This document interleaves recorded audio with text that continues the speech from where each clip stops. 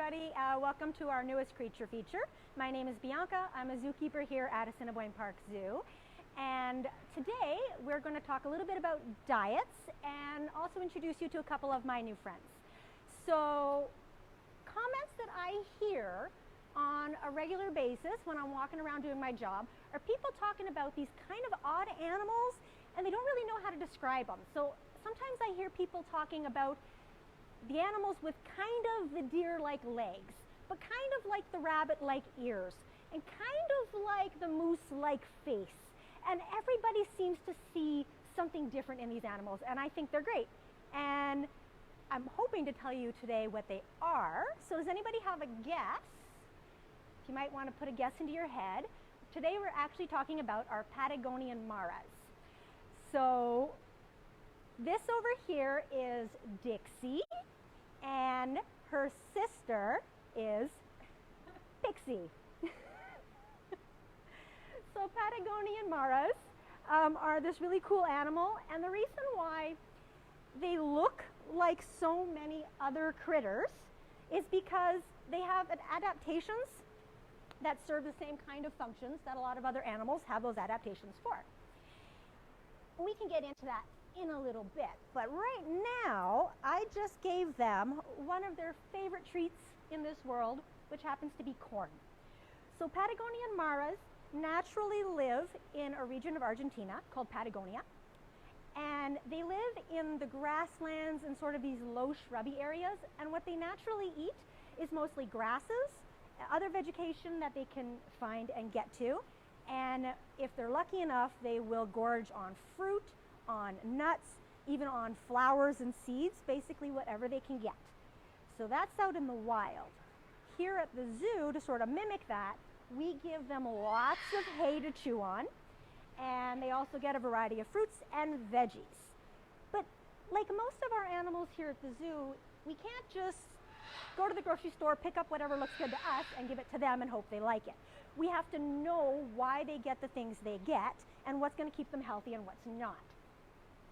So this is just one of our examples for today. Our Patagonian Maras have this need for vitamin C in their diets. Something most people don't think about is the fact that most mammals actually make their own vitamin C. People cannot, which is why you've always been told you have to make sure you get enough vitamin C in your diet. So we eat a lot of oranges and stuff. Maras and other members of the rodent family are like humans in that respect. They have to get their vitamin C from their food. And so we have to make sure that they get lots of things that they will actually consume that happen to contain that vitamin C. But we have an added extra complication, because the easiest way to get them to eat vitamin C is oranges. Probably the same way that most of us would get our vitamin C easy in large quantities. But because these two girls happen to live with a toucan, and toucans cannot have large quantities of citrus, we have to find other things. So if we want them to get their vitamin C, what we usually give them is they have lots of broccoli, lots of cauliflower. We'll also give them potatoes, tomatoes. There's a variety of other foods. So if you need to get your vitamin C nowadays and you're sick and tired of eating oranges, you can also try some of those foods as well. One of the other things that we have to pay attention to for our Mara diets also pertains specifically to them being members of the rodent family, and that is that they have teeth that grow their entire lives. So we can't give them soft, yummy fruit, which they would happily eat tons of, but it's not hard enough to wear down those teeth. So that's why we give them things like this corn that they're going to have to chew at. And you'll also notice that around their home, we give them all kinds of different logs and branches and things to chew on. It's not the same woods that they would have access to in Patagonia. So we have to look around and try to find varieties here in Manitoba that they will actually like and chew on to help wear those teeth down. But that's a really important thing that we need to do for these guys. We have some great questions coming in about the Maras. A lot of questions sort of about what are they? Are they rodents? Are they marsupials? Are they related to capybaras? Those kinds of questions. Yes. Talk a little bit more about them. Absolutely. So yeah, with that sort of mottled appearance, it's really hard to figure out where they fit in, but they actually are part of the rodent family. So yes, they are absolutely related to the capybara. That is the largest rodent in the world. You would also know them to be related to something like a rat or a beaver. And depending on whether you're talking height, weight, or length, they are considered the third, fourth, or fifth largest rodent in the world. So not actually related to a deer or even that closely to a rabbit. We have some questions about what their predators would be in the wild. Well, being a member of that rodent family, they're predated on basically everything that is bigger than them that eats meat. So you would be looking at large birds of prey, also any large cats, that sort of thing. Would definitely think that these guys, unfortunately, would be a tasty treat. And in some areas, also humans. They don't tend to kill them so much for the meat as for the skins. Some questions about, can they jump? How high do they jump? Can they swim? You guys out there have the best questions because these are the things that I love to talk about. So with their legs, looking a little different from the back to the front, you might already have guessed that they can move in a lot of different ways. So those front legs, they look kind of like little deer legs, and that's exactly what they basically are. These guys can run up to 45 kilometers an hour, so they're great at getting away from predators. If you take a look at their back legs, you're going to see that they actually are a little longer and they sort of have more of a kangaroo type shape, and that's because they can actually jump up to 6 feet. Cool little fact, if they are running from something and they don't think that they're going to be able to get away in time, they can actually jump up to 6 feet straight in the air, do this weird little spinny thing, and then land. And then sometimes the thing that's chasing them is kind of freaked out by that, so they'll stop for a second and watch, and then the Mara can take off again, sometimes buying them back a couple seconds to try to get away. Unfortunately, they are not great at the swimming though. Not sure how much you can see on the video, but they actually have toes. They don't have hooves. They do actually have individual toes, and so they're not great at swimming because they are very, very narrow feet, very narrow toes in there. We have some questions about the corn you were feeding them. Is that cooked or is it raw, and why? Oh, it is definitely raw because we want it to be as hard as it can be so that they will wear those teeth down. Also, when we cook our fruits and our veggies, we unfortunately take out a lot of the nutrients. So whenever we have the option of giving our animals their fruits and veggies raw, we will always use that option just to keep them as healthy as we possibly can. We have a few questions asking how old do they get and how old are these two girls? Well, these two girls are 6, and it's funny you should ask because Pixie here, she had her birthday last month, but Dixie's birthday is actually tomorrow. She will be turning 6 years old tomorrow. And in captivity, places have actually gotten them up to about 14 years old, 15 years old. In the wild, however, you would probably only get them 5 to 8 would sort of be the average lifespan out in the wild. We also have some questions about why are they roommates with the toucan? Whenever we have the option, we like to do what we call multi-species exhibits. So out in the wild, no animal lives a solitary life with only other members of its kind. There's always all kinds of other wildlife around them. So whenever we can put them in a situation that isn't harmful for any of them, it's way more natural for them to actually have roommates of other species so they can have somebody else to watch and something else to do. Yeah. Hi.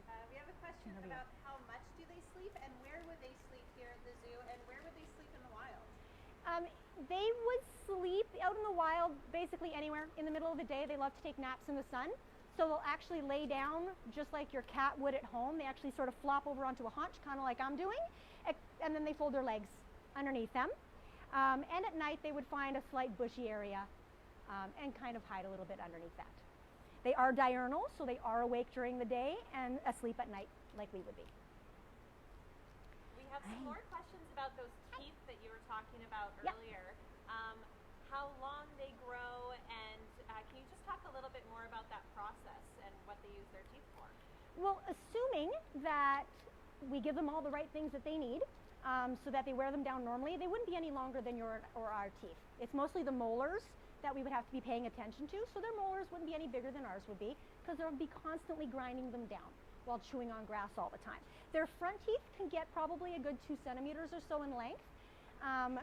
We've never had to help them in any way medically with their teeth. They always just sort of keep them where they need to be.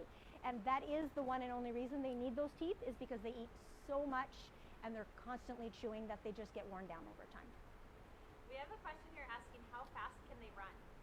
45 kilometers an hour is the top speed these guys have been clocked at. Wouldn't surprise me if there's at least one individual out there that can get faster than that, but that is actually where we're at. Somebody's just asking, what are you feeding them right now, or what were you just feeding them? Oh, that was a biscuit. It's called a leaf eater biscuit. So basically, imagine a bunch of leaves and bark, sort of mashed up, put into a cookie kind of thing. This is an item that they don't get on a regular basis in their food because our toucan likes to steal them and play with them. But they do love them for training purposes.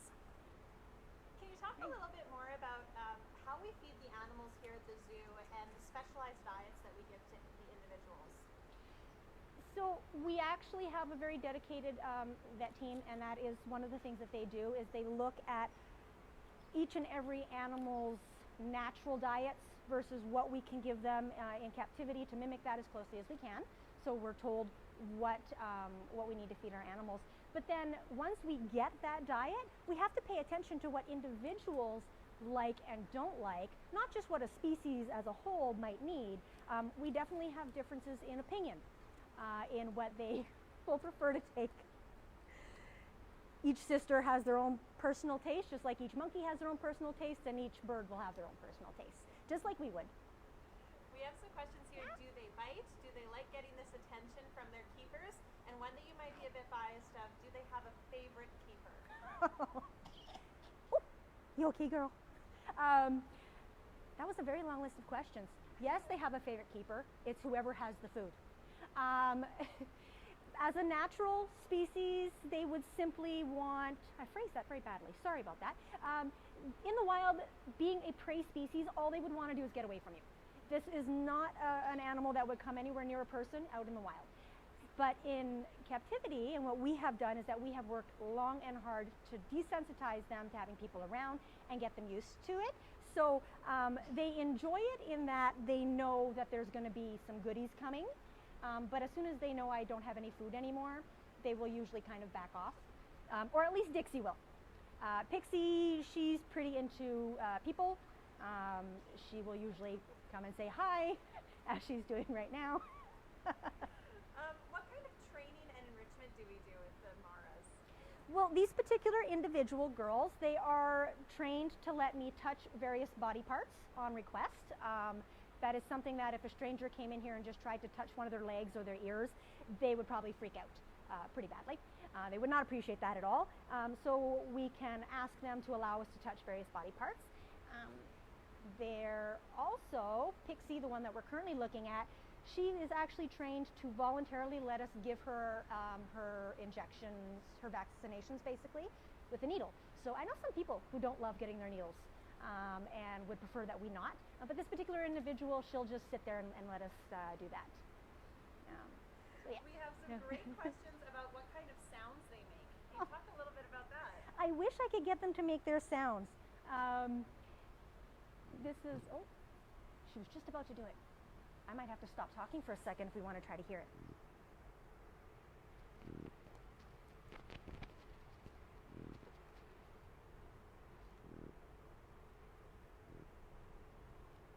I don't know if you're able to hear that. She was doing some very, very low grunts. But Maras, they will do chirps, they will do whistles, they will do grunts, they will do squeaks, and they will do barks. So they actually have quite the range of vocalizations that they can do. I've honestly only ever heard sort of the happier sounds. It's usually all I hear. Yeah. Pixie, sometimes when the food is gone, she just gets very curious about new people. Yeah. Oh, someone's saying that yes, they could hear those sounds. Oh, yay, that's fantastic. Yes, absolutely. So since you guys are watching her eat something, I just figured I might as well tell you a little bit more about these guys. So in the wild, what you will usually find, very rarely at this age would you find two females together. They will usually be a male and a female pair bonded, and they actually mate for life. And so you'll see a male and a female walking around together, and it's basically all on the boy. He will follow his girl around as long as he possibly can, and he protects her from everything, especially other male Maras.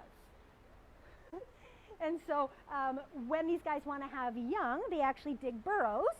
So it might be a little bit hard to see, but over in those back corners over there, you'll see there's a whole bunch of little divots. A couple of them actually lead into little tunnels that they dig themselves. We don't make them for them. We actually fill them in every couple of days, and they'll just dig them back out again.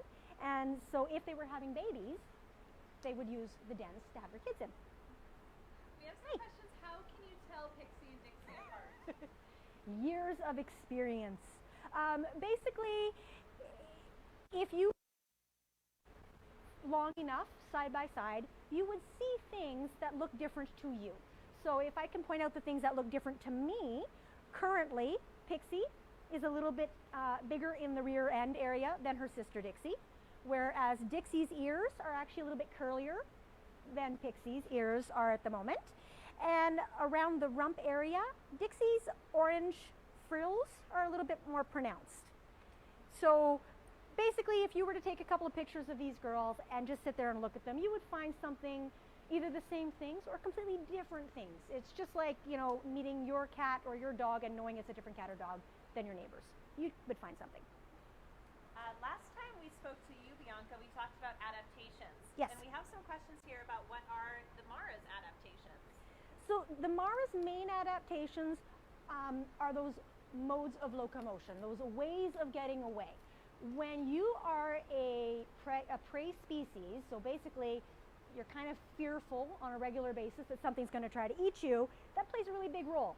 And so having the ability to run so fast because of those front legs, the ability to jump so high because of the back legs, and also those lovely ears that people keep commenting on and thinking they kind of look like a rabbit or a hare, they can actually turn very nicely around so that the Mara can actually hear 360 degrees all the way around. So she can hear if somebody might be trying to sneak up on her. So those are some pretty big ones. Also, you see those great big eyes? Those are also an adaptation for making sure that you can see anybody who might be trying to sneak up on you. All right, I think we're going to wrap up, but we did have a couple questions where people can see these guys in the zoo when they're able to come visit again.